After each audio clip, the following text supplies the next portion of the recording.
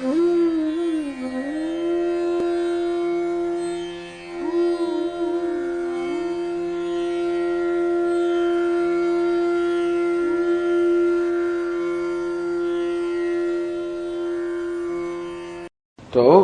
બીજા અધ્યાયનું જે 5મું બ્રાહ્મણ છે એનો આ પહેલો મંત્ર છે. યમ પૃથ્વી સર્વેષાં ભૂતાનાં મધુ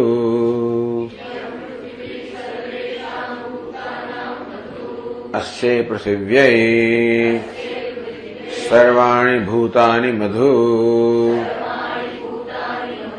યશ્ચાયમ અસ્યાં પૃથિવ્યાં તેજોમયઃ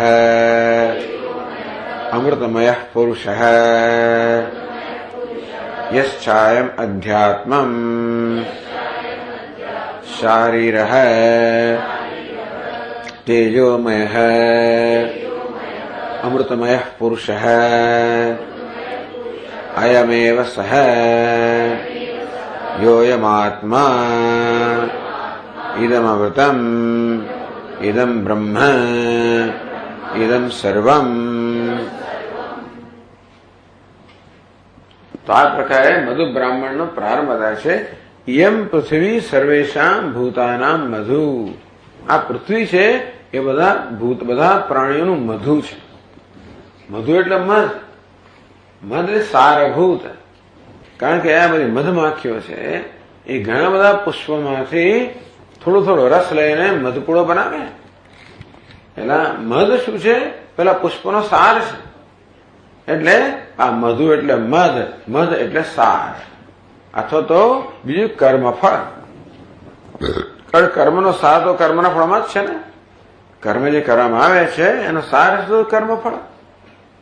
એટલે મધુ એટલે સાર પણ કહેવાય, કર્મફળ પણ કહેવાય. યમ પૃથ્વી સર્વેષાં ભૂતાનાં મધુ. આ પૃથ્વી બધા પ્રાણીઓનું મધુ છે, સાર છે, કર્મફળ છે. એવું કેવી રીતે? તો બધા પ્રાણીઓએ જે કઈ કર્મ કર્યું એના પરિણામે આ પૃથ્વી ઉત્પન્ન થઈ છે. આ પૃથ્વી શાના માટે છે? બધા પ્રાણીઓની ભોગ ભૂમિ છે. અને તેથી એ ભોગ ભૂમિ આપણે ઉત્પન્ન કરી.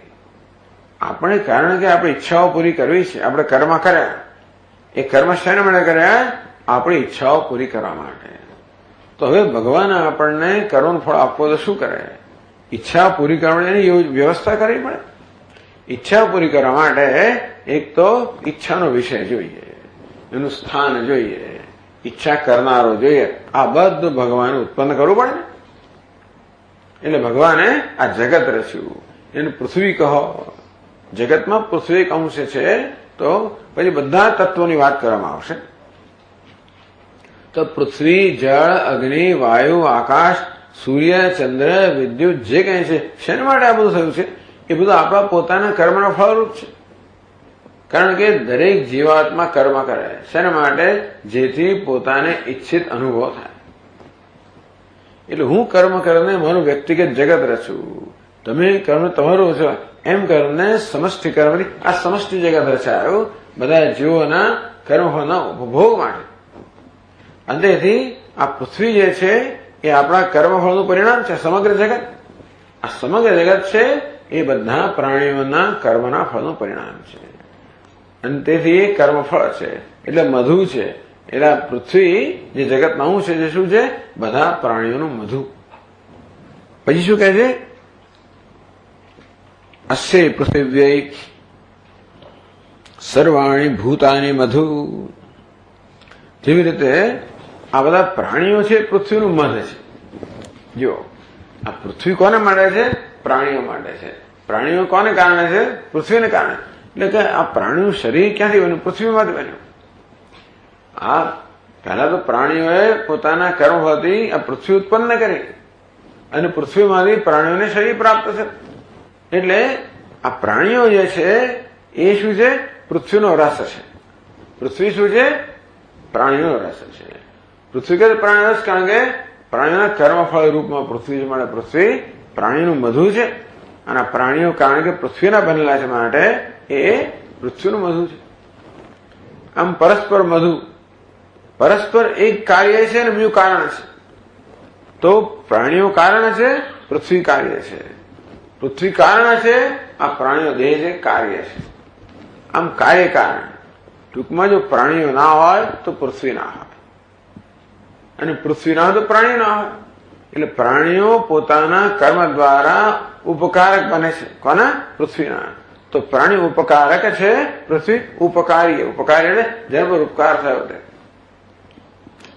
એક જોઈએ તો પ્રાણીઓ બધો ઉપકારક છે, જીવો, પૃથ્વી ઉપકારી છે. બીજું જોઈએ તો પૃથ્વી ઉપકારક છે, એનાથી પ્રાણીઓ શરીર બનેલા છે.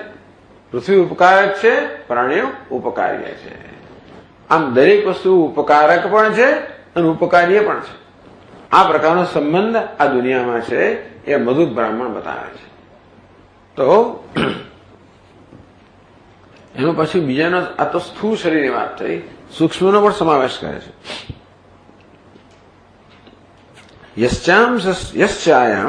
યશ્ચાયમ અસ્યામ પૃથ્વ્યામ તેજોમય અમૃતમય પુરુષ. એટલે પૃથ્વી, સ્થૂળ પૃથ્વી જે આપણા અનુભવનો વિષય છે, એ તો એનું સ્થૂળ શરીર છે. પૃથ્વી એટલે એમ માનો કે કોઈ જીવંત હસ્તી છે. તો દરેક જીવંત હસ્તીનું સ્થૂળ શરીર હોવું જોઈએ અને સૂક્ષ્મ શરીર પણ હોવું જોઈએ. જેમ કે આપણું છે, તો આપણું પૃથ્વી જ છે. તાર આ બહારની પૃથ્વી છે, શું છે? સ્થૂળ શરીર છે. એમાં એક તેજોમય અમૃતમય પુરુષ છે. કોણ? સૂક્ષ્મ શરીર. આ સૂક્ષ્મ શરીર પુરુષ કહેવામાં આવ્યા. કે સૂક્ષ્મ શરીરમાં ચેતનતા છે માટે જાણે કે પુરુષ છે. પુરુષ તો ચેતન માટે વપરાય, પણ સૂક્ષ્મ પુરુષ કહેવામાં આવે. એટલે કે છે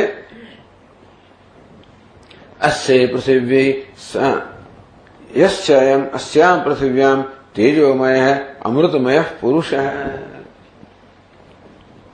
આ સમષ્ટિ પૃથ્વીમાં, અધિદૈવમાં જે સૂક્ષ્મ શરીર છે, સમષ્ટિ પૃથ્વીનું સૂક્ષ્મ શરીર, જેને કારણે પૃથ્વી પૃથ્વી છે. જે આપણે દેખાય પૃથ્વીનું સ્થૂળ શરીર છે. આ દેવતા છે ને, સૂક્ષ્મ શરીર, એ કેવું છે? તેજોમય અમૃતમય. એ સ્વયં ચૈતન્ય નથી, પરંતુ એ ચેતનને પ્રતિબિંબિત કરવાના કારણે પણ એ ચેતનવંતું છે, અને માટે એને પણ આપણે તેજોમય કહીએ, અમૃતમય કહીએ. આત્મા ખરેખર સચ્ચિદાનંદ સ્વરૂપ છે, પરંતુ સૂક્ષ્મ શરીર આત્માના સચ્ચિદાનંદપણાને પ્રતિબિંબિત કરે છે, માટે એને પણ ગૌણ અર્થમાં સચ્ચિદ આનંદ કહેવાય. તો તેજોમય અમૃતમય યા સૂક્ષ્મ શરીર એટલે પુરુષ છે. યશ્ચાયમ અધ્યાત્મ શારીર. આ વ્યક્તિગત શરીર છે, શારીર શરીરે ભવ. આ વ્યક્તિ શરીરની અંદર પણ પુરુષ છે. કેવો છે? તેજોમય અમૃતમય. અહીંયા જે સૂક્ષ્મ શરીર છે એ તેજોમય અમૃતમય છે. તો આ બધા પણ, આ બંને પણ જોડાયેલા છે પાછા. આ સૂક્ષ્મ શરીર છે એ પેલા સૂક્ષ્મ શરીરનું કારણ છે, પેલું સૂક્ષ્મ શરીર છે એ આનું કારણ છે. આ પ્રકારે સૂક્ષ્મ શરીર પણ ઉપકાર્ય ઉપકારક આ ભાવથી જોડાયેલા છે. આમ સ્થૂળ સૂક્ષ્મ જગત જે છે, મૂર્તામૂર્ત જગત જે છે, આ બધું કેવું છે? આગળ જે મૂર્તામૂર્ત કહેવામાં આવ્યું, એને જે આ રીતે કહેવામાં આવ્યું, એને 4 વિભાગ કરવામાં આવ્યા. સમષ્ટિ સ્થૂળ શરીર, વ્યષ્ટિ સ્થૂળ શરીર, સમષ્ટિ સૂક્ષ્મ શરીર, વ્યષ્ટિ સૂક્ષ્મ શરીર. આ 4 પણ વાસ્તવમાં ઉપકારક ઉપકાર્ય એ પ્રકારના સંબંધિત જોડાયેલા છે. અયમેવ અયમ યોયમ આત્મા ઇદમ અમૃતમ ઇદમ બ્રહ્મ ઇદમ સર્વમ. તો આ શું બતાવે છે? ભાષ્યકારે બહુ સુંદર રીતે કહે છે, આપણે વાંચીશું આવતી વખતે. કયા પ્રકારે કાર્યકારણ સંબંધ હોય, કાર્યકારણ કહો, ઉપકાર્ય ઉપકારક કહો. આ કારણ ઉપકારક છે, કાર્ય ઉપકાર્ય છે. એ પાછું કારણ બને છે અને ઉપકારક બને છે. આવો સંબંધ જયારે હોય ત્યારે સમજવું કે આ બધા એકબીજા કરતા જુદા નથી, આ એકની જ અભિવ્યક્તિ છે. એકમાંથી જ જન્મેલા છે, એકમાં સ્થિત છે, એકમાં જ લીન થઈ જાય છે. અને એક કોણ છે? જે આ દ્વારા એ એકનો આપણને પરિચય કરાવવા માટે આ કહેવામાં આવ્યું. એવું આ સમગ્ર જગતમાં ઉપકાર્ય ઉપકારક સંબંધ છે. એ કહેવાનું પ્રયોજન એ જ છે કે એવું હોવાને કારણે આ સર્વ વાસ્તવ એક જ છે. અંતેથી એક જ કારણમાં જન્મેલું છે, એક જ કારણમાં સ્થિત છે, એક જ કારણમાં લીન થાય છે. એ કારણ છે બ્રહ્મ. એટલે કહે છે કે અયમેવ સહ યોયમ આત્મા. આ બધાનું જે અધિષ્ઠાન છે તે આત્મા છે. ઇદમ બ્રહ્મ, એ બ્રહ્મ છે. ઇદમ સર્વમ, આ સર્વ છે. આ પ્રકારે આત્માનો બોધ આપવા માટે આ રીતે બધું બ્રાહ્મણમાં ઉપકાર્ય ઉપકારક સંબંધ આપણે બતાવવામાં આવે છે. આવતીકાલે આપણે જોઈશું.